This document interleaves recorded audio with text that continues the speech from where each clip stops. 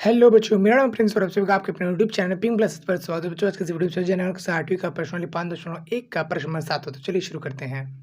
तो बच्चों प्रश्न नंबर यहाँ पर 7वां है हमारे सामने, जिसमें क्या कह रहा है कि योग संक्रिया किए बिना योगफल ज्ञात करना है। योगफल मतलब योग के द्वारा किया गया जो आएगा फल, यानी जोड़ने पर आया गया फल योगफल, योग करने पर जो आएगा फल आंसर जो आएगा वो योगफल। ठीक है, तो योग संक्रिया किए बिना मतलब जोड़े बिना, आप जोड़े करने पर जो आंसर आएगा वो बताओ। तो भाई वो कैसे बताएंगे? हो सकता है कोई एक और तरीका हो जहाँ पर हम बिना जोड़े ही हम आंसर सीधा बता दें, है ना। जो इनको जोड़ने पर आएगा वो हम सीधा वैसे ही बता दें। ठीक है, तो यहाँ पर देखो ध्यान से कौन से नंबर, यहाँ पर 3 ऑप्शन आपके सामने और यहाँ पर नंबर दिया है। इन नंबर को ध्यान से देखो तो ये जो नंबर है ना विषम संख्या है। विषम संख्या क्या होती है वो मैंने आपको पहले क्वेश्चन में बताया हुआ है, फिर पहले क्वेश्चन में आपको समझाया हुआ है। उसका इंट्रोडक्शन वीडियो में बताया हुआ है कि विषम संख्या क्या होते हैं। ये तरीका भी यहाँ पर डिस्कस किया हुआ है कि क्या है तरीका, क्यों है तरीका, कैसे कर सकते हैं, कब करते हैं, कब नहीं करते हैं, हर एक चीज़ के बारे में। ठीक है, तो अगर आपने वो देखना है तो बच्चे यहाँ पर आई बटन पर क्लिक करके आप उसको भी जो है देख सकते हो। ठीक है, तो फिलहाल अभी इस क्वेश्चन की बात करते हैं, तो उस चीज़ को मैं आपको फिर से दोहराने की कोशिश करता हूँ। देखो यहाँ पर ध्यान से क्या है, ये सब क्या है, प्रथम यानी कि पहले के जो है विषम संख्या है। विषम संख्या तो है,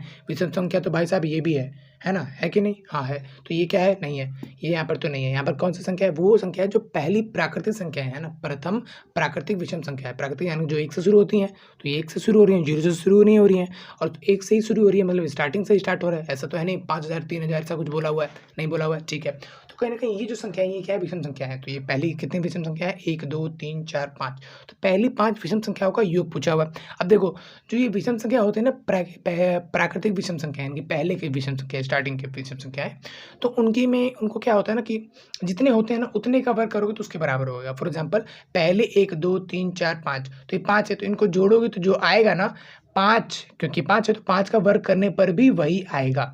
देखो जोड़ने से तो ये आएगा, वर्ग करने से भी ये आएगा, इसलिए चैप्टर में ये क्वेश्चन डाला हुआ है, क्योंकि इसमें कहीं ना कहीं वर्ग का इस्तेमाल हुआ। ठीक है, आओ जोड़ के एक बार देख लेते हैं।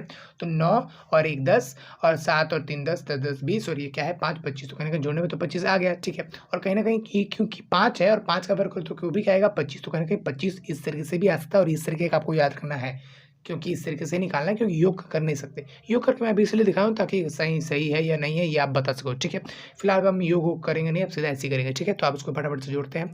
तो 1 2 3 4 5 6 7 8 9 10 10 है। ध्यान रहे बच्चों कि जो प्राकृतिक संख्या होनी चाहिए, विषम संख्या है, इनमें कोई सम संख्या नहीं होनी चाहिए, और लगातार ऐसा नहीं कि यहाँ पर मान लो 11 के बचे थे 15 लिख दिया 13 छोड़ दिया, तो नहीं, ऐसा नहीं होगा, फिर काम नहीं करेगा एक चीज़। ठीक है, तो ये क्या है, पहले के 10 विषम संख्या है। ठीक है, तो हम 10 का अगर हम वर्ग करते हैं तो कहीं ना कहीं 100 आता है, तो कहीं ना कहीं इनका जो जोड़ आएगा इन सबका ये भी आएगा 100।